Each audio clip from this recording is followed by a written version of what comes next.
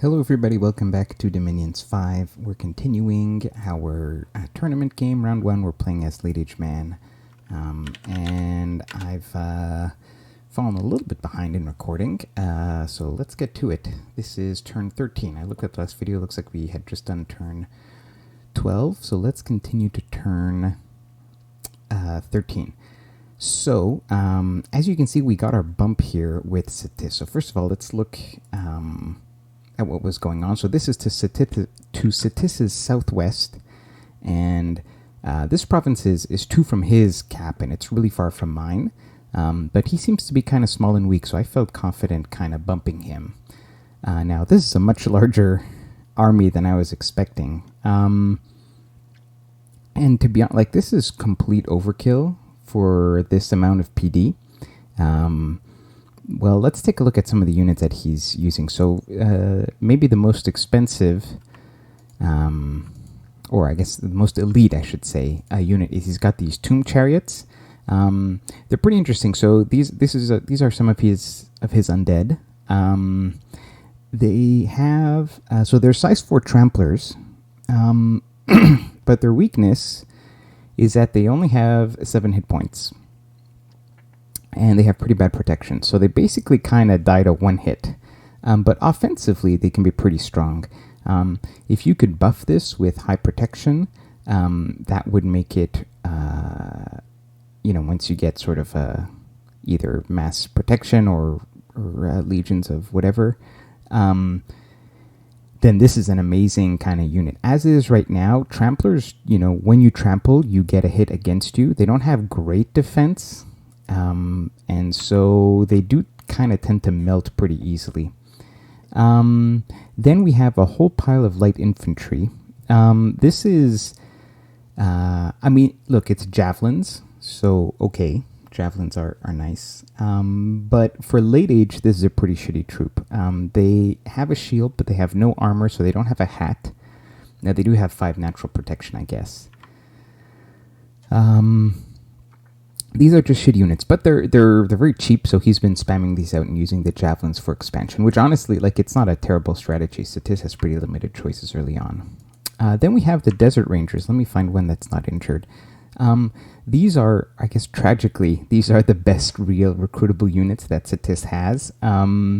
So also has a javelin, but this one has a good weapon and reasonable protection. But again, like, this is, and they're not too expensive, if I remember correctly. We'll go look at how much they cost. These are kind of like medium infantry, so like not bad, but in the late age, compared to like most nations have heavy infantry that are much better than these. Yeah, and let's see, back here he's got a priest and a holy 2, and what's this guy in the back? A lizard lord. Oh, this is just a leader. He's got a leadership 80 guy. Oh, and looks like he's got a sacred serpent. Good for you. Oh, this one adds morale to the squad. So this is what he has. So these guys are probably on hold and attack rear. You can see that just in going hold and attack rear here against the Indies, this little tiny squad of Indie crossbows has already killed half of them, half of the chariots, and then that's it. They're dead. So he's lost all of those chariots. Now he has a whole swarm of, light and medium infantry. So of course they're just gonna gobble up all of the Indies. So he wins. But he does lose all of his tomb chariots. Okay, now we bump. So we just kind of made a concentrated ball here. We didn't know exactly what we were going to be fighting. To be honest, this is a lot more than I thought he would bring. And there's an issue, which is that, so my troops are of much higher quality, but one risk that we face is that if he has overwhelming numbers, he'll kind of wrap around us at the corners and get a really high attack density against our units. Anyways, you see we've gotten a couple of hits with our decay. As as he gets onto us. Oh, by the way, he cast Blessing, so we should be able to see his bless here. Yes, so his bless is penetration, HP, and unaging and undead leadership. So this is astral, nature, and death.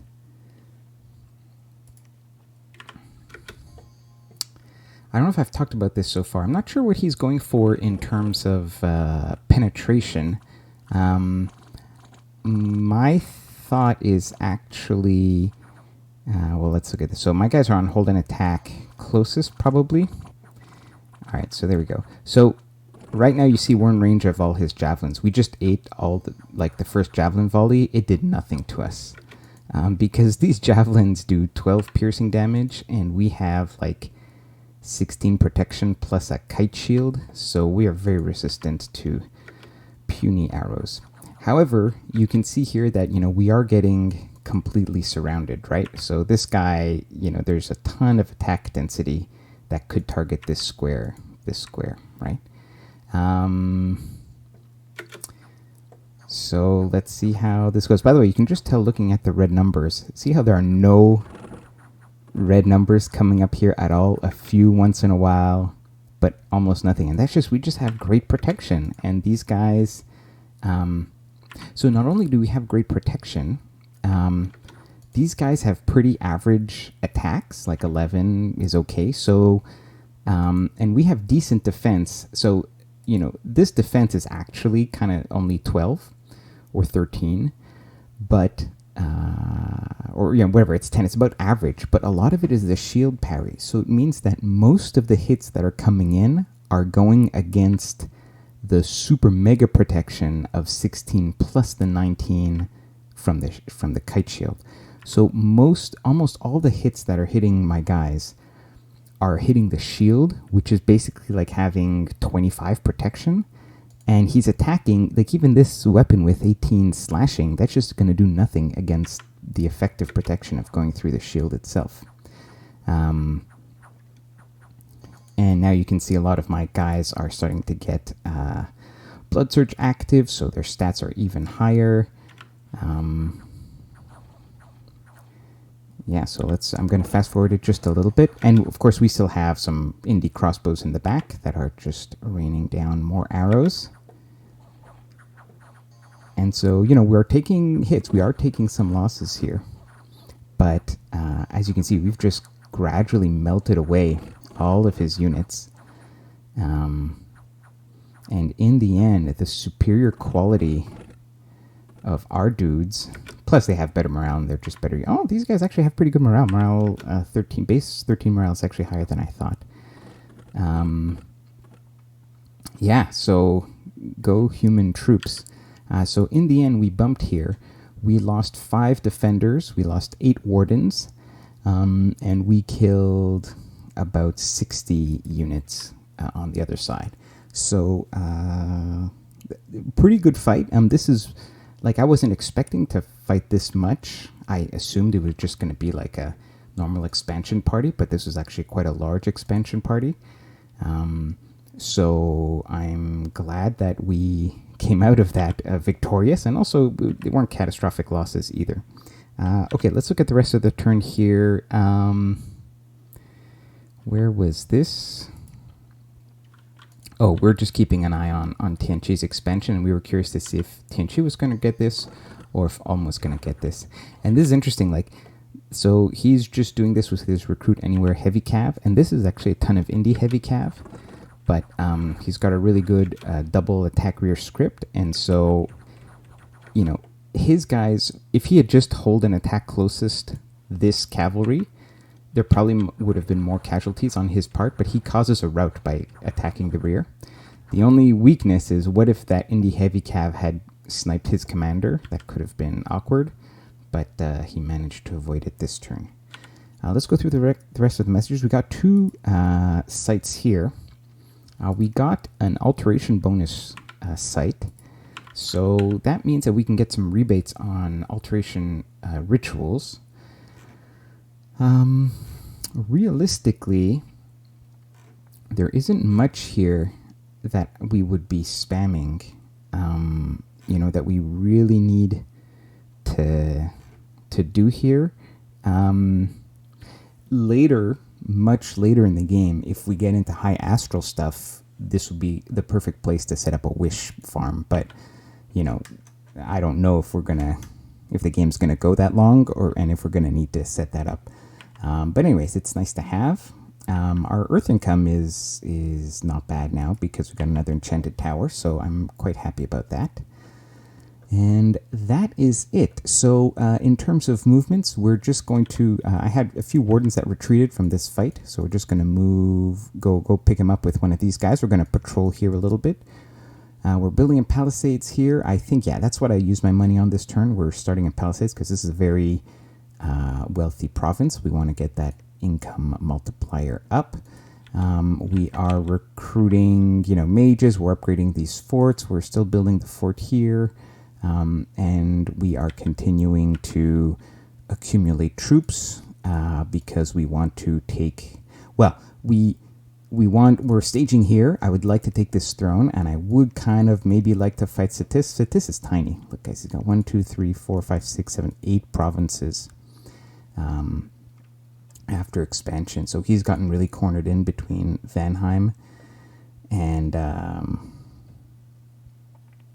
Patala to the east and me to the west. Although he got this early, I was able to kind of completely cut him off here and here. Let's just go ahead and load up the next turn. So that was turn 13. Let's continue with turn 14. Okay, here is another Tianqi expansion. He's getting this other heavy cav province. Same idea. Kill the commanders. And even though like the whole indie heavy cav squad was only fighting 3 of these guys, but they have decent defense and decent protection. So as long as they don't die to the initial lance charge, they were actually able to hold the line while these guys killed the commanders in the back, and they didn't really take many casualties. So well done by him. Then we see Ulm's expansion here. So it looks like Ulm is doing wolves plus crossbowmen.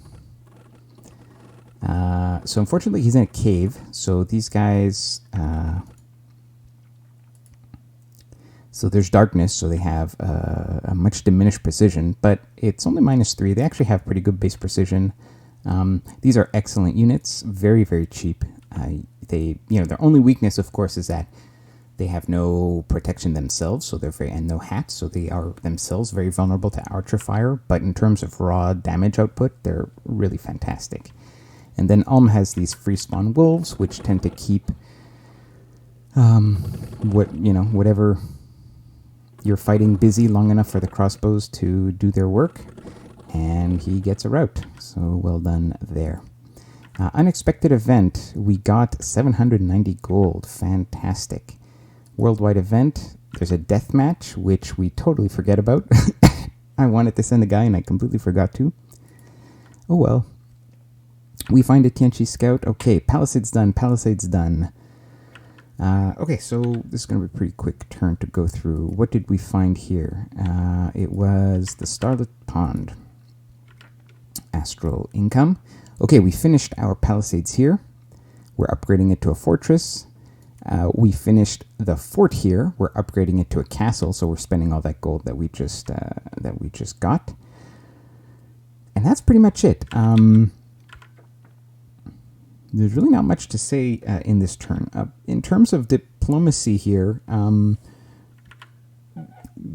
think as of the last episode that I recorded, I'd really caught you up on all the important diplomacy, which is to say that we basically have naps with Atlantis, with Tianqi, and with Satis. I have to double check. I don't think we have any... let me double check that on the side here. I think I sent... so I gotta look for the person's name, the player who's playing. Yeah, okay, nothing, I didn't send anything in Discord, so I should double check if I sent anything in game. Let me actually go back to turn 13 to make sure I didn't miss any outgoing in-game Diplo. Okay, I didn't send anything on turn 13. So I noticed I had sent a few things on turn 14. So let's take a look at what I wrote. So to Agartha, I said, I hope things are going well in your corner of the world. Seems Midgard and Patala have had fairly strong expansion. And oh yes, so I was looking at the nations, and I was looking at who has native fire income, and Agartha has a little bit of native fire income from their cap site. So I want a few fire gems, because in a few turns I'm planning to attack this, and I'm going to do it with flaming arrows. So my timer here is in about 4 turns. I'll have flaming arrows, and that will be the time that I'll be ready to attack this throne, unless I decide to go against Sitis first. But I need fire gems for that. Now I have a little bit of astral income, so I could alchemize, but it'd be better if I could just trade for them. So I've sent a message to Agartha asking to see if he has any fire gems. And I'm also, it's always good when you do diplomacy to point out all the threats and vulnerabilities that they might be facing. So I'm just kind of like, hey, how you doing? Patal seems pretty big near you. I hope you're okay. And Van seems to have expanded like really into him, quite extensively. So, when somebody feels vulnerable, they're more likely to want to have friends. So I hope he'll want to collaborate with me, or at least send me fire gems. And then I also sent a message to Midgard. And I sent him a message because, now we share a border here, and we share a bit of a border here. So I have seen no sign of him building up any military presence here, but you never know. And this is an exposed fort. I don't think it makes sense for him to attack me now, unless he somehow had some diplomatic agreement. He was planning to do it with Tianchi or something. But anyways, we do send a message to him, and we say, it looks like we're going to have some borders. Don't worry. Like I'm basically telling him, like, I'm not going to attack you. I'm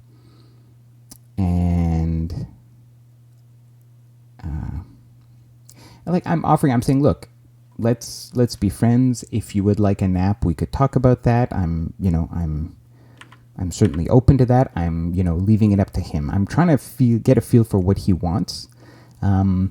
He clearly has gotten involved to his east and to his south. So my feeling is that he doesn't want to have any conflict on his western side. If he answers and says, yes, please give me a nap, then that kind of confirms that. If he doesn't answer, or if he says no, like I'd rather just stay, without a nap, then that kind of makes me think more that despite this aggressive expansion to the south and to the east, he somehow, for whatever reason, has some diplomatic arrangements which makes him feel more comfortable there. And he's not too worried about me attacking him, and that would be a bit more worrisome. So that's what I'm kind of trying to feel out here. Let's go ahead and load up turn 15. We're just burning through the turns now. All right, turn 15. Magic Site. More Earth Gems. Excellent. Worldwide event. Oh, there was... So there was an arena match, and nobody sent anybody except for Agartha. So he just got the free, he just won it. So again, we forgot about it when I was doing the turn. I completely forgot about it. I would have sent just a commander, like a warden or something. But oh well, too bad we forgot. Palisades here are done, and our fortress here is done. So that is excellent. Meanwhile, by the way, we've got some guys just moving and site searching, so we're trying to get all this site searched as we go. Yeah, that's it. Let's just keep looking at diplomacy. I haven't noticed anything in terms of scouting, so let's just look at diplomacy. Yes, so I have... this diplomacy happened in Discord, but we talked with Alm a little bit, and Alm had posted in our... Where's Alm? Alm is here. Alm had posted in the Discord that he was looking to buy some air gems, and he was willing to sell Astral. We don't have a need for Astral right now, but we can always use Astral, and air gems we have a natural income for already. And in case my fire deal didn't fall through with Agartha, I could always alchemize some more. So to me, it made sense to make this trade for him. He can have a bit of air, and I would get a bit of an Astral stockpile going. But as you can see, I did negotiate something with Agartha, so I'm going to trade him 15 earth gems for 15 fire gems. And he does seem quite open to trade later for some owl quills, and he might be able to make hammers and things like that. So anyways, we'll probably trade a few more items with Agartha as time goes on. But right now, I traded him. So normally, I would want to keep all my earth income to be able to make my own hammers, which I can do with Construction 4, but I got to make boots first, because I can get Earth 2 guys. And with the Earth 2 guys, you got to make your boots, and then you got to make your hammer. And those are 2 items that you're forging without a hammer, so it's costing you extra earth gems. If I can just trade for a hammer, then I don't have to make the expensive boots for myself first. It's all this is for 2 earth gems, but and plus he spends the mage turn crafting, not me. So they're like minor advantages, but we do want to accumulate them. And actually, I'm looking, and we don't even have an Earth 2 guy yet. So even if I wanted to, I couldn't make the boots to make the hammer. Anyways, we're going to get our fire gems in time for this. In terms of research, we are 282 away, so it's 3 more turns until we could go for the throne or whatever we wanted to do here. We see that Vanheim has... sorry, I keep calling him Vanheim and Vanarus, but it's Midgard because it's the late age. Oh. Sorry about that alarm. So he's actually built a fort here, which is feels a little exposed to me, but maybe he has some kind of deal with Satis, and actually that kind of does concern me a little bit. In this situation, building a fort here, you only do that if you have some kind of diplomatic agreement with the player, or if you feel confident you can defend it, right?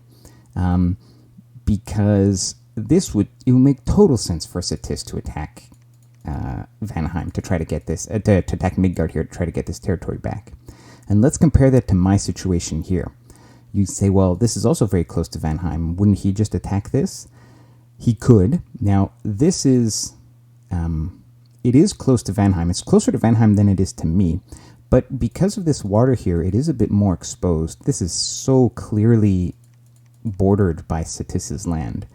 The other thing is, it doesn't make sense for Midgard to initiate a war against me here unless it was part of like some broader diplomatic coalition, because like we would just be fighting over this one border, and we could both reinforce it how we wanted to. It's not like he's going to push into me on this border. And I mean this in contrast to Satis here, right? Satis, it makes sense for him to attack and then to move forward and keep aggressing, because he also has this border here. Like the north-south borders are as north-south neighbors, they're much more intertwined. And so anyways, what I'm trying to say here is that while yes, this is exposed, I feel that not only could I reinforce it if I needed to, but more importantly, it strategically doesn't make too much sense for him to aggress me here.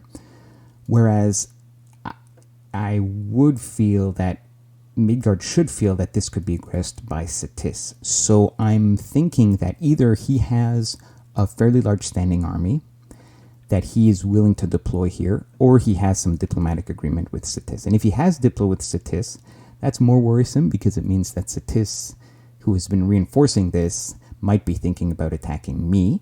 Now, honestly, I say bring it, right? But I'd be more than happy to have a war with Satis. It's just scarier if it's going to happen in conjunction with somebody else, right? So, one possibility is that Satis, sends a message to Midgard and says, hey, you took this is really too close to me, I want it back. Midgard says, well, no, why don't instead we just team up on man? I mean, that's geographically, that doesn't make too much sense, because Satis would want to take like this, and that is Midgard's only avenue of attack into me. So for that reason, I don't think that's very likely. The geography makes that less likely, but the political arrangement makes it more likely.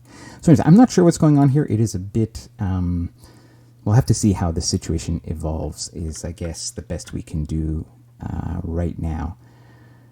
And our prophet, who had died of disease in the forests here, has passed away. So we are naming a new prophet. We're taking a magister now so that we can teleport and cloud trapeze him around. So Bro with a Fro died. We got Dude with a Tude, who is going to be our new prophet. And let's end this episode now. And I've got a few more played turns to bring you. So we'll start with turn 16 in the next episode.